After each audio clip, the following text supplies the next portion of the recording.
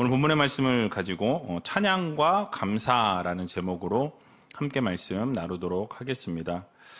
한 주간 동안 잘 지내셨습니까? 이번 한 주간은 좀 날씨가 시원했어요.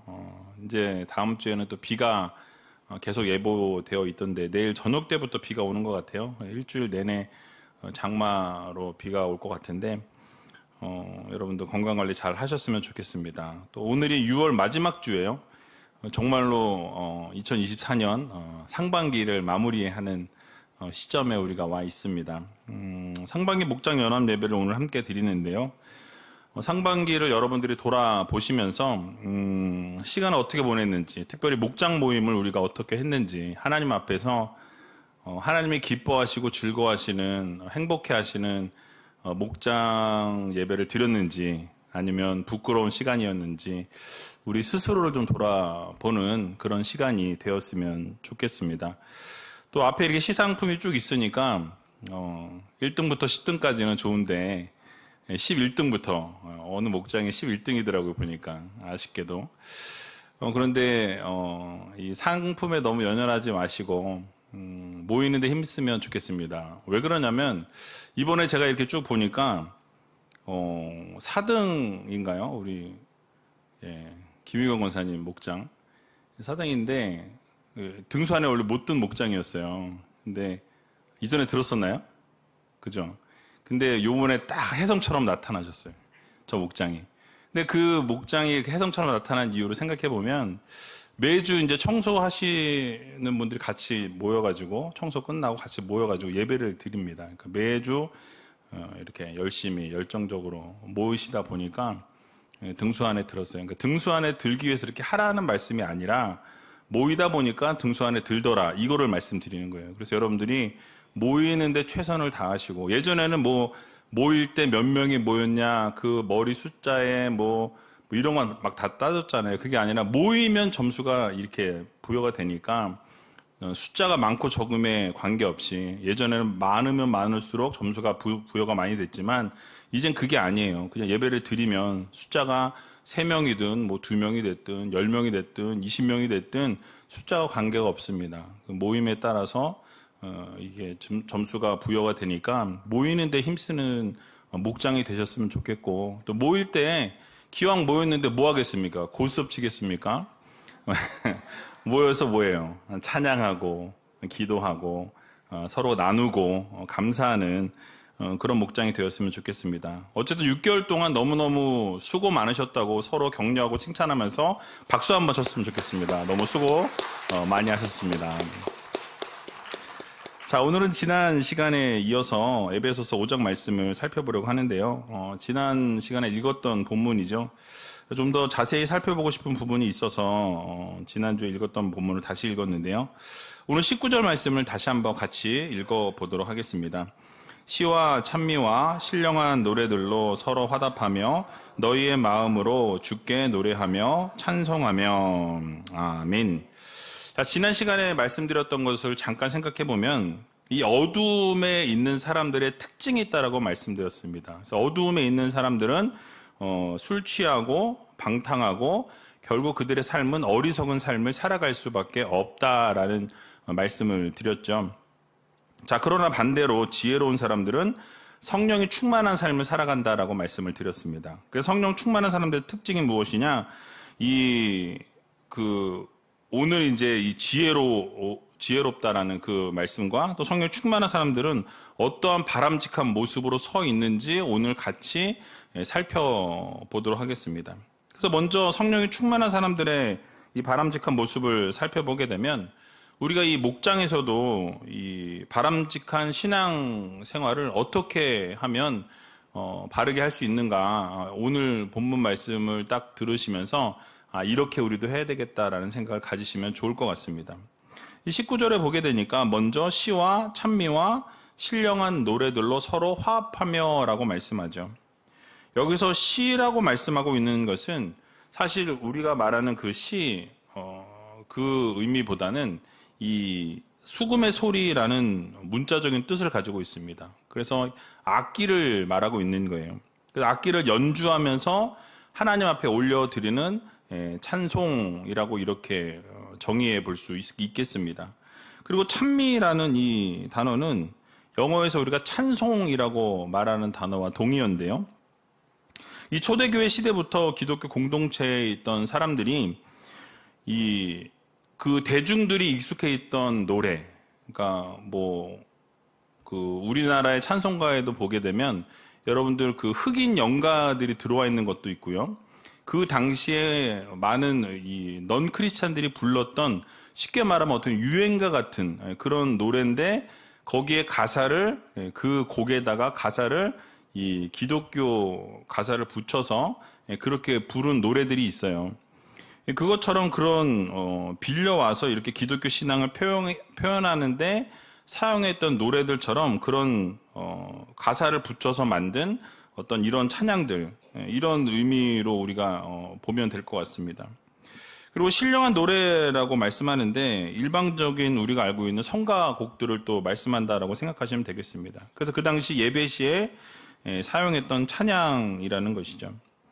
결국 바울이 시와 찬미와 신령한 노래로 서로 화답하며라고 이렇게 말씀하는데, 결국 강조하고 있는 것이 무엇이냐면 찬양을 받으시기에 합당하신 그 하나님께 우리가 악기로, 또 우리가 그 당시에 유행했던 찬양으로, 또 우리가 함께 하나님 앞에 올려드리는 찬송으로 이렇게 함께 연합하여서 하나님 앞에 찬양해야 한다라는 거죠. 근데 그 찬양을 할 때 그냥 하는 것이 아니라 우리의 마음을 담아서, 우리의 생각을 담아서 바른 모습으로 바르게 하나님 앞에 찬양을 하는 것이 옳다라는 것을 우리들에게 말씀해 주고 있는 것이죠.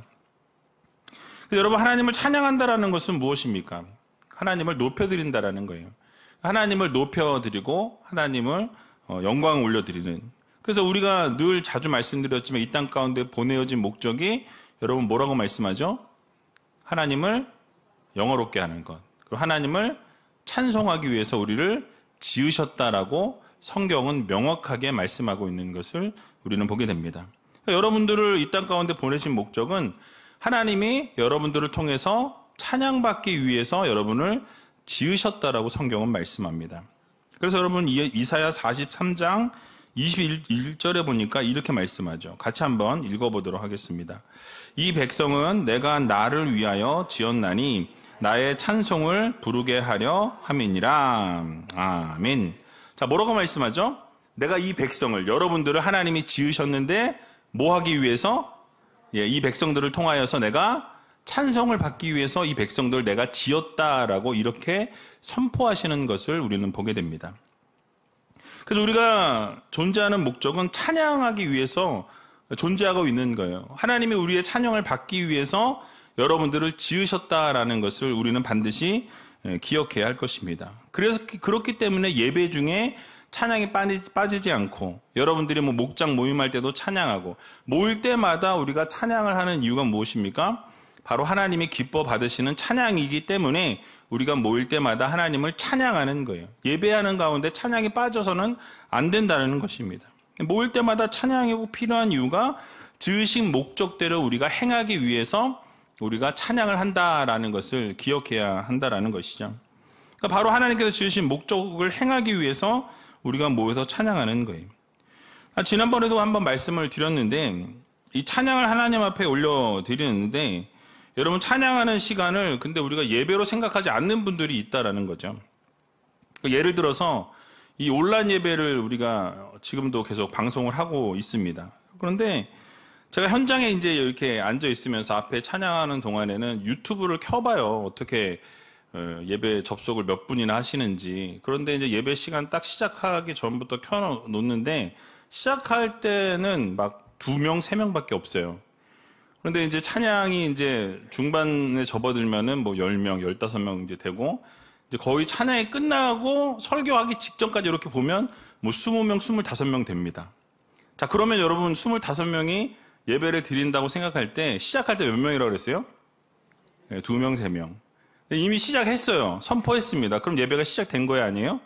시작된 거예요. 그러면 그 예배가 시작될 때 이미 함께 앉아서 예배를 드리는 것이 옳다라는 거예요. 왜냐하면 하나님이 영광 받으시기 합당하신 하나님이시기 때문에 뭐 온라인으로 들으시는 분들은 나오지 못할 상황이 이어서 못 나오시니까 예배를 집에서 드리든 뭐 어떤 있는 곳에서 드리든 어쩔 수 없는 상황이라서 그렇다라고 한다면 괜찮지만 그러나 그 예배의 시간을 늦어서는 안 된다라는 거죠. 동일하게 그 예배 시간을 맞춰서 함께 예배해야 하는데 어떤 마음이냐면 찬양은 빠져도 괜찮다라는 생각이 있는 거예요. 그러니까 찬양은 앞에서 그냥 준비하는 거니까 이 찬양은 빼놓고 그냥 말씀을 들으면 된다라고 가볍게 생각하는 거죠.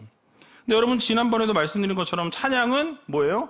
하나님을 기쁘시게 하는 도구예요. 하나님이 영광 받으시기 위해서 우리를 지으신 목적도 뭐라고요? 찬양을 받기 위해서 하나님이 지으셨다라고 말씀했어요. 그러면 그 찬양하는 시간이 중요합니까? 중요하지 않습니까? 중요한 시간인 거예요. 아주 매우 중요한 시간입니다. 그런데 온라인 시간을 보게 되면 찬양할 때 그 자리에 있지 않다라는 거예요. 응당 빼먹어도 된다라고 생각하는 마음이 깔려 있다라는 거죠. 만약에 그런 마음이 깔려 있다라고 한다면 죄송하지만 차라리 현장에 나와서 예배를 드리시는 것이 옳다라는 거예요. 그러니까 이런 생각을 또 읽을 수 있는 것이 언제냐면 현장에서 예배를 드리는 경우에도 마찬가지예요.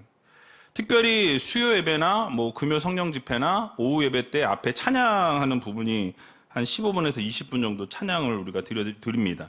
근데 앞에서 찬양을 하면 이 악기 소리가 커서 그런지 이 대화를 막 더 크게 하는 분들이 있어요. 네가 이기나 내가 이기나 보려고 하시는 건지 모르겠는데 찬양이 막 크면 목소리는 더 커져요. 그래가지고 그 목소리가 안 들리신다고 생각하는 것 같은데 그렇지 않아요. 너무 크게 들려요.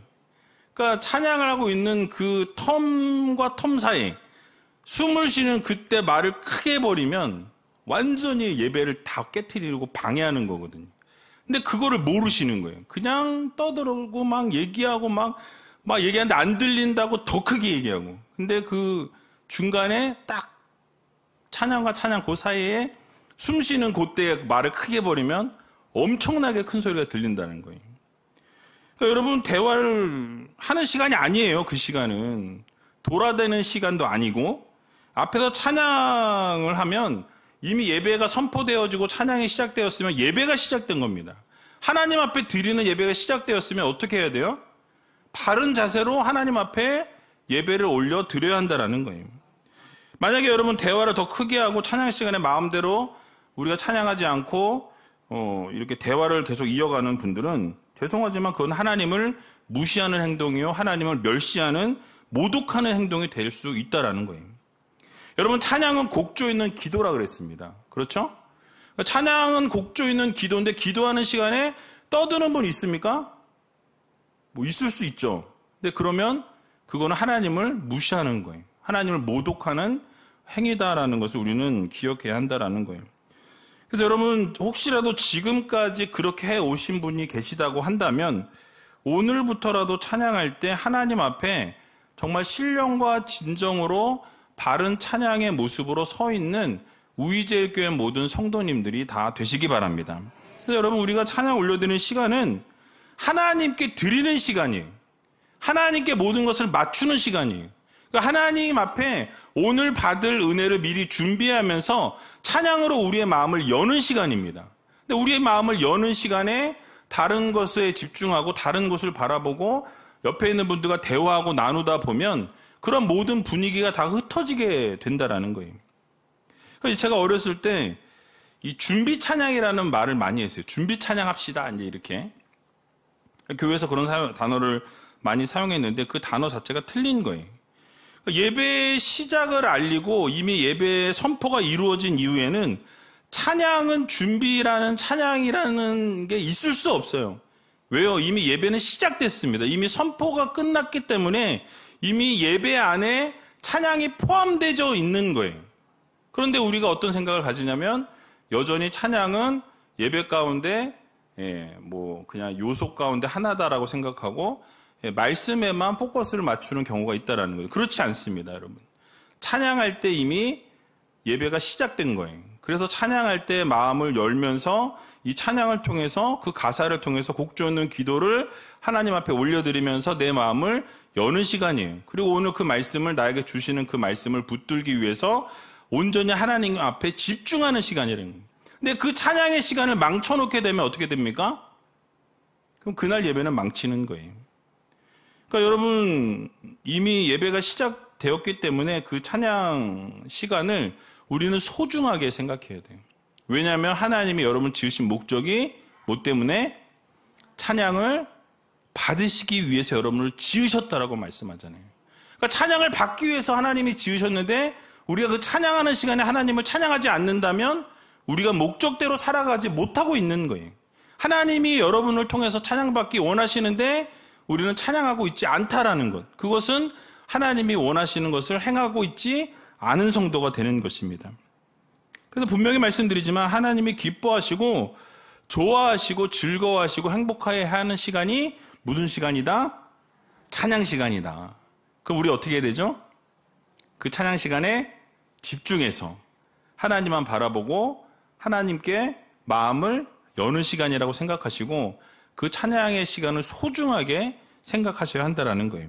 그래서 우리가 찬송을 부르는 것을 하나님이 듣기 위해서 우리를 지으셨다라는 이 생각을 놓지 마시고 찬양하는 그 순간에 하나님이 나를 보고 계신다라는 생각, 그리고 이 찬양을 통해서 하나님과 내가 교통하는 그 길이 열려지는 그 통로라고 생각하셔야 된다는 거예요. 그래서 찬양을 통해서 하나님과 딱 클릭되는, 딱 연결이 되어지는, 그리고 연결이 된 이후에 말씀이 선포되면서 어떻게 되어집니까? 그 말씀이 내 마음속에 새겨지는, 그리고 말씀이 새겨지면 어떻게 돼요? 세상 가운데 나아가서 그 말씀대로 행하기 위해서 우리가 일주일 동안 살아가는 거예요. 그래서 그렇게 성도로서 하나님의 빛으로서 소금으로서 그렇게 우리가 살아가는 성도들이 되어야 할 것입니다. 그러므로 우리가 하나님을 예배하면서 찬양을 부를 때 우리가 기도하는 마음으로 찬양해야 하고 온 마음과 정성을 다해서 우리가 찬양해야 되고, 그래서 우리가 정말 하나님이 기뻐하시는, 하나님이 즐거워하시는, 하나님이 원하시는 아름다운 찬양을 올려드릴 수 있는 귀한 우리 우이제일교회 모든 성도님들이 다 되시기 바랍니다. 또 한 가지는 서로 화답하면서 마음으로 주님께 노래하며 찬송하라라고 말씀합니다. 이 말은 뭐냐면 하나님 앞에 우리의 마음과 정성을 드려야 한다라는 거예요.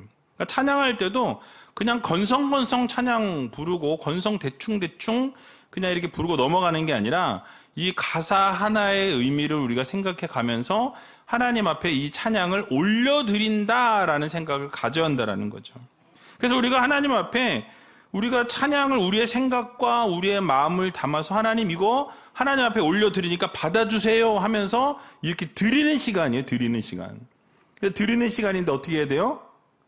옆 사람 보면서 막 얘기하면 이게 드릴 수 있습니까? 절대 올려드릴 수가 없어요. 그러니까 하나님 앞에 올려드린다라는 생각을 하려면 내 마음과 내 생각과 나의 모든 것이 이 찬양에 집중이 되고 그 찬양에 집중된 그것을 하나님 앞에 드리는, 올려드리는 그 작업들을 우리의 예배 가운데 해야 한다라는 것이죠. 그래서 여러분 시편 기자의 고백을 보게 되면 이렇게 말씀합니다. 시편 146편 1절과 2절에 이렇게 말씀하죠. 같이 한번 읽어보겠습니다.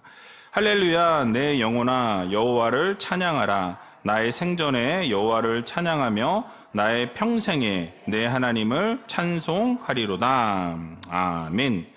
자, 하나님 앞에 찬양하고 하나님 앞에 영광 올려드리라고 말씀하면서 나의 생전에라는 단어를 사용하고 있어요. 여러분, 이 나의 생전에라는 것은 무엇이냐면 내가 살아있는 동안에, 내 호흡이 붙어있는 동안에 라는 뜻이에요. 그러니까 내가 살아있는 한 하나님을 찬양하겠다라는 의지와 결단인 거예요. 그 영어 성경은 제가 자주 말씀드렸지만 as long as I live라고 써 있어요. 그러니까 내가 살아있는 한, 나에게 호흡이 붙어있는 한 내가 해야 될 것은 무엇이다? 찬양이다. 하나님 앞에 찬양하는 건 내가 목숨이 붙어 있으면 내가 그 목숨이 끝나는 그 순간까지 난 뭐 하겠다? 찬양하겠다라는 거예요. 그래서 하나님 앞에 내 온 마음과 정성을 다 다해서 찬양으로 하나님 앞에 영광 돌리는 성도가 되겠다라고 결단하고 있는 시편 기자의 모습인 것입니다. 그러니까 여러분, 우리가 호흡이 붙어 있는 한 하나님을 찬양하겠다라는 그 결단, 그 의지, 그러한 모습이 우리의 삶 가운데에도 동일하게 있어야 한다라는 거예요. 그래서 우리의 호흡이 마치는 그 순간까지, 하나님이 우리를 부르시는 그 순간까지 우리는 뭐 해야 된다? 하나님을 찬양해야 한다. 하나님을 예배해야 한다. 하나님이 원하시는 것을 올려드리는 성도가 되어야 한다라는 말씀인 것입니다.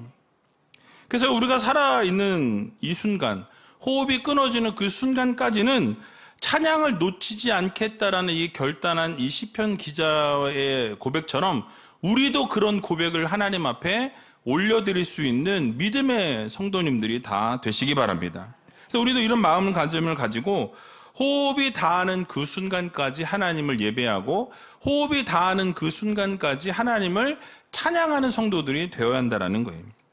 그래서 여러분 목장 모임에서 찬양하실 때에도, 여러분들이 예배 때 찬양하실 때에도, 어느 자리에 있든지 하나님을 찬양하실 때 정말 온 마음과 온 정성을 다해서 하나님을 찬양할 수 있는 믿음의 성도님들이 다 되시기 바랍니다. 그래서 여러분 어떤 환경이나 어떤 상황에 지배를 받지 말고 하나님을 언제나 찬양하고 하나님께만 온전한 영광을 올려드리는 믿음의 자녀들이 다 되시기 바랍니다. 그게 믿음 생활 제일 잘하는 거예요.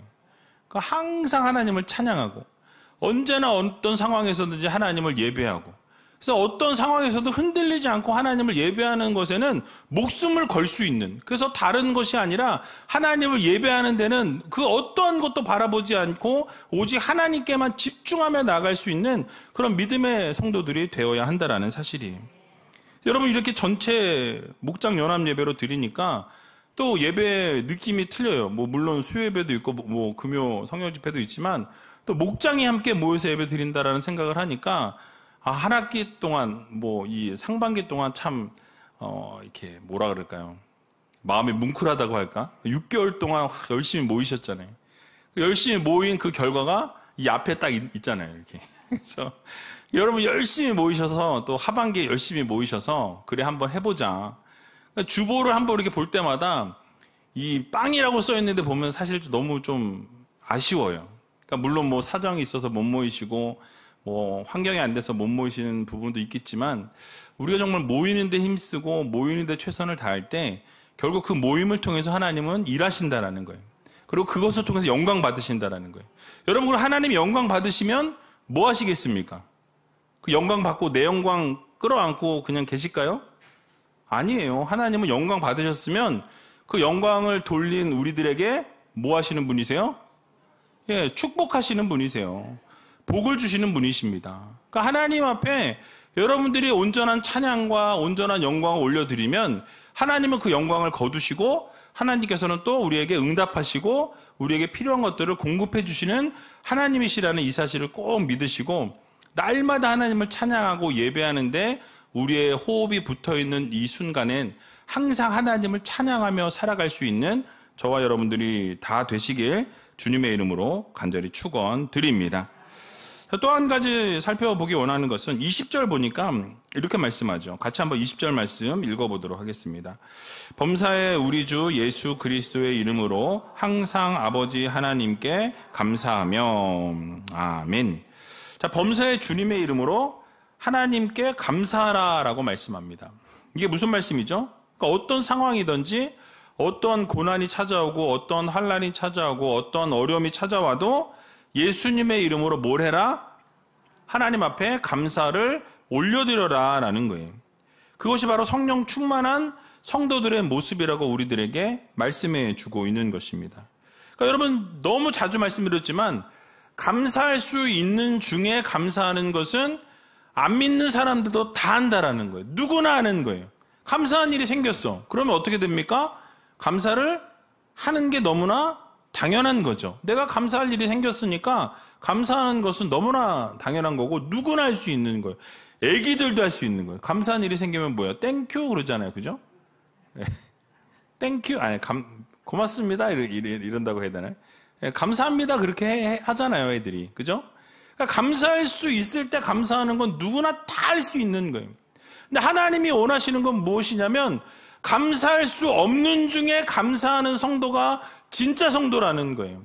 힘들고 어려운 상황인데 감사할 수 있는 조건이 없는 것 같은데 그 중에서도 감사할 줄 아는 성도가 하나님이 기뻐하시는 성도라는 말씀인 거예요. 그러니까 여러분 예를 들면 그런 거죠. 오늘 상을 못 받아도 원망과 불평을 하지 않는 성도. 등수 안에 들지 못했지만 그냥 모이는데 이 의미를 두고, 얼마나 감사합니까? 우리는 그래도 모여서 찬양하고 예배한 거에 대해서 감사할 줄 아는 그런 성도들이 되어야 한다는 거예요. 여러분, 이 자리에 나오고 싶어도 나오지 못하는 상황에 놓인 분들이 여러분 너무나 많이 계세요. 걷고 싶어도 지금 걷지 못해서 누워 계시는 성도들이 계시다라는 거예요. 그러니까 여러분, 이 자리에 함께 나와서 예배하고 함께 찬양하고 말씀 들을 수 있다라는 것이 얼마나 큰 축복인지를 여러분 생각해 보셔야 한다라는 거예요. 얼마나 감사한 일입니까? 감사의 조건들을 찾아보면 감사할 것이 막 수만 가지에 너무너무 많아요. 너무 많아. 제가 바람 쐬러 이렇게 한 바퀴 돌며 교회 쭉 도는데 요즘에 동산에 올라가 보시면 이름 모를 꽃이 너무 많아요. 아마 그 꽃을 볼 때마다 저는 참 감사하다 해서 그거를 꾸며주시는 지금 권사님들이 계신데 너무 감사한 거죠. 뭐 시키면 그렇게 하겠습니까? 근데 감사하니까 하시는 거예요. 너무 즐겁고 행복하시다고 늘 말씀하세요. 여러분 한번 주일날 아니면 낮에 시간이 되시면 해가 있을 때 한번 와서 보세요. 꽃들이 얼마나 이쁜지. 꾸미니까 더 이뻐지겠죠. 그러니까 감사의 조건들을 찾으면 감사의 조건들이 자꾸 보이기 시작하고 감사를 하다 보면 더 감사할 일들이 생기게 된다는 사실이에요. 여러분 오늘 아침에 일어나서 여러분 어떻습니까? 내가 일어났다라는 것 자체, 호흡할 수 있다라는 것 자체, 여러분 그게 얼마나 감사한 일이라는 거예요. 건강이 좋지 못한 분들은 나오고 싶어도 나오지 못했고, 또 혹시 어제 돌아가신 분들은 오늘 살아계시지 못한 상황이니까 얼마나 안타까운 현실입니까? 그런데 우리는 어때요? 나오고 싶어서 이 자리에 나왔어요. 마음껏 찬양하고 싶어서 찬양할 수 있습니다. 기도할 수 있다라는 거예요. 예배할 수 있다라는 사실입니다. 말씀을 현장에서 들을 수 있는 것이 얼마나 감사하고 좋은 일인지. 여러분도 아시는 것처럼 제가 2년 전이었나요? 1년 반 전이었나요? 그때부터 이 디스크가 튀어나와가지고 너무 힘들었어요. 지금은 하나님의 은혜로 회복이 됐는데 그때 하여튼 그 고통은 말로 할 수 없어요. 아마 디스크 알아보신 분들은 아실 거예요. 근데 허리만 아픈 게 아니라 허벅지하고 이 종아리까지 저려가지고 서 있을 수도 없고 앉아 있을 수도 없고 하여튼 말해 뭐해. 아시는 분은 아실 거예요. 근데 그렇게 고통스러울 때 뭘 생각했냐면 그냥 걸어다니는 분이 부러운 거예요. 그냥 걸을 수 있다는 거. 예배 드릴 때 그냥 앉아 있을 수 있다는 거. 편안하게 그냥 앉아서 예배 드릴 수 있다는 거. 가만히 있을 수가 없어요. 너무 아프니까. 막 두들기고 누르고 이렇게 해야지 견딜 수 있는. 그러니까 여러분 얼마나 감사합니까? 그냥 와서 예배 드릴 수 있다는 거 감사하고, 찬양할 수 있다는 거 감사하고, 기도할 수 있다는 거 감사하고, 모든 게 돌아보면 다 감사할 조건인데 우리가 감사하지 못하고 있어요. 근데 언제 감사하게 되냐면 그 건강을 뺏겨보면 감사하게 돼요. 건강을 잃게 되면 잃고 나서야 그게 참 감사한 거였구나. 그때 깨닫는다라는 거예요. 그러니까 평범한 게 얼마나 감사한 일이고 건강한 게 얼마나 감사한 일인지 여러분 한번 꼭 깨달으셨으면 좋겠어요. 그렇다고 제가 아프시란 얘기 절대 아니에요. 그럼 나보고 좀 아프란 얘기야? 절대 아닙니다. 그래서 여러분 하박국 선지자의 고백을 다 기억하실 거예요. 하박국 3장 17절에서 18절에 보니까 이렇게 말씀합니다. 같이 한번 읽어보겠습니다. 비록 무화과 나무가 무성치 못하며 포도나무에 열매가 없으며 감람나무에 수출이 없으며 밭에 식물이 없으며 우리의 양이 없으며 외양간에 소가 없을지라도 나는 여호와를 인하여 즐거워하며 나의 구원의 하나님을 인하여 기뻐하리로다. 아멘. 여러분 너무나 잘 아는 말씀이죠. 지금 하박국 선지자가 어떤 상황이라고 말씀합니까? 아무것도 없는 상황이에요. 위기 상황이죠. 한 번도 경험해 보지 못했던 그런 위기의 상황을 지금 이렇게 표현하고 있다라는 거예요. 그러니까 그 당시에 북이스라엘은 이미 아수르에 의해서 망한 상태입니다. 그리고 그 아수르 제국 역시도 바벨론에 의해서 완전히 이제 망해 가고 있는 상황이었어요. 그리고 여러분이 알고 계시는 이 애굽, 강대국이잖아요. 그 애굽도 결국 이 바벨론에 의해서 전쟁 가운데 갈그미스 전투에서 패배함으로 인해서 기울어지기 시작한 때가 바로 이때였다라는 거예요. 그러니까 이런 강대국들의 이런 싸움의 틈바구니 속에서 지금 남유다는 상당히 고전하고 있는 그런 상황이었습니다. 불안한 나날을 보내고 있던 상황이었어요. 게다가 이제는 바벨론으로부터 왕도 빼앗기게 되고 왕도 잡혀가게 되고 이 귀족들과 주요 인사들조차도 끌려가는 그런 상황에 놓여 있었다라는 거예요. 그러니까 여러분 정치나 외교나 국방이나 모든 상황이 어떤 상황이에요? 다 좋지 않은 상황이었어요. 위기에 빠져 있는 상황이었습니다. 게다가 지금 현실은 어때요? 그들이 먹을 수 있는 무화과 나무도 포도나무도 감람나무도 열매가 있어요, 없어요? 열매가 없다라고 말씀하죠. 소출이 없다라고 말씀합니다. 밭에도 식물이 없었고 우리에는 양과 소가 있어요, 없어요? 없는 상황이에요. 한마디로 말하면 딱 뭐예요? 망했다. 완전히 망한 상태. 완전히 희망이 없는, 완전히 망해서 죽을 수밖에 없는 그런 상황이라는 거예요. 그러니까 생존이 불가능한 상황에 놓이게 되었다라는 것을 쭉 설명한 거예요. 그러니까 모든 게 황폐화되었고 살아갈 수 있는 방법이 완전히 막힌 상태. 여러분, 그런데 그 상황에서 지금 이 하박국 선지자는 뭘 고백하죠? 그러나 여호와 하나님으로 인하여 즐거워하고 그 하나님으로 인하여 기뻐한다라고 이렇게 고백하고 있는 것을 우리는 보게 됩니다. 여러분, 이것은 뭐예요? 결국 내가 어떤 상황과 어떤 환경이 있을지라도 그 상황에 처해 있을지라도 내가 그 상황과 환경을 보지 않는다라는 거예요. 뭘 보겠다라는 거예요? 하나님을 보겠다. 하나님이 기뻐하시는 거는 찬양이니까 찬양하겠다. 하나님이 원하시는 거, 예배 받으시는 거 원하시니까 이런 상황에서도 내가 하나님을 예배하는 걸 놓치지 않겠다. 그렇게 하나님 앞에 찬양하고 하나님 앞에 예배할 때 하나님께서 결국 그 인생을 책임져 주신다는 사실을 여러분 모두 믿으시기 바랍니다. 점점 상황이 좋아지지 않고 나빠지는 상황 가운데서도 내가 해야 될 것은 무엇이냐? 하나님을 찬양하는 거예요. 하나님께 예배하는 거예요. 하나님께 집중하는 것입니다. 여호와 하나님으로 인하여 즐거워하고 여호와 하나님으로 인하여 기뻐하는 그런 믿음의 성도들이 되어야 한다라고 우리들에게 말씀해 주고 있는 것입니다. 지난 52주년 기념 부흥 성회 때 홍민기 목사님을 통해서 시편 23편 말씀을 저희가 들었죠. 그때 여러분 뭘 말씀하셨습니까? 정말 예수님 한 분만으로 여러분 만족하냐라고 물으셨어요. 그때 하나님께서 우리의 목자가 되어주시고 우리를 푸른 초장과 쉴만한 물가로 인도해 주시는 하나님이시다.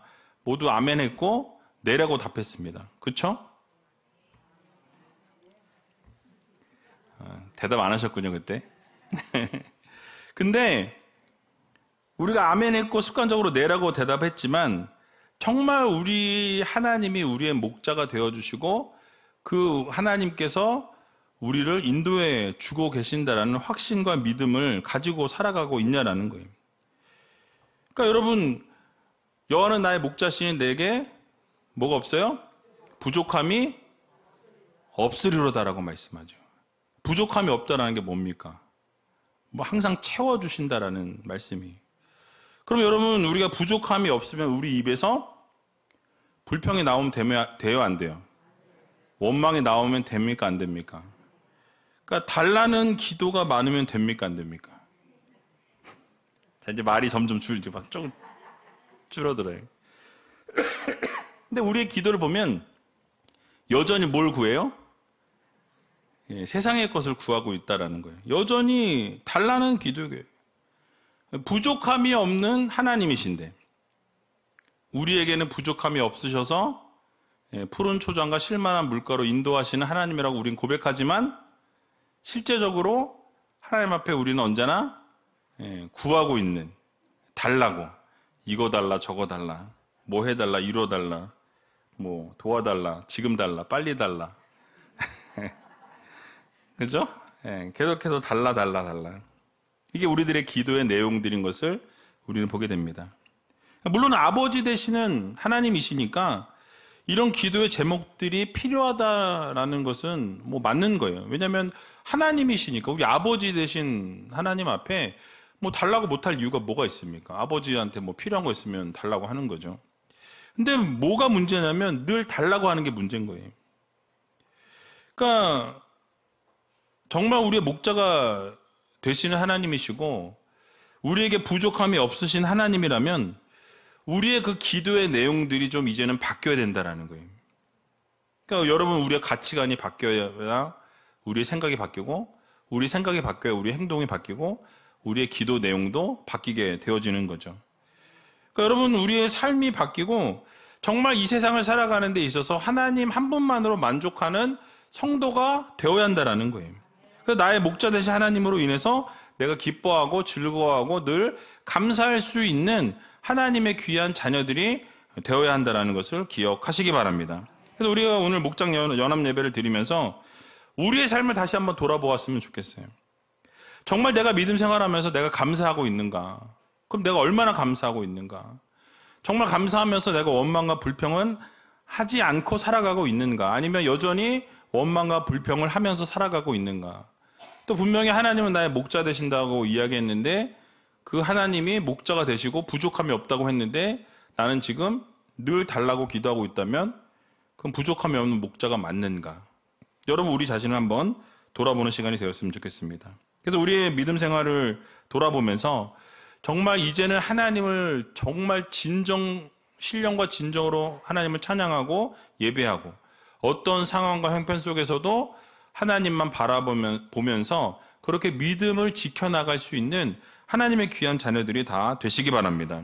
늘 하나님 앞에 감사와 찬송을 올려드릴 수 있는, 그래서 하나님의 마음을 시원케 해드리고 기쁘게 해드릴 수 있는 저와 여러분들이 다 되시고, 그래서 매일매일 감사 올려드리시고 찬양 올려드리시고 하나님이 기뻐하시는 예배를 정말 온전하고 완벽한 예배를 드릴 수 있도록 최선을 다할 수 있는 귀한 우리 우이제일교회 모든 성도님들이 다 되시길 주님의 이름으로 간절히 축원드립니다.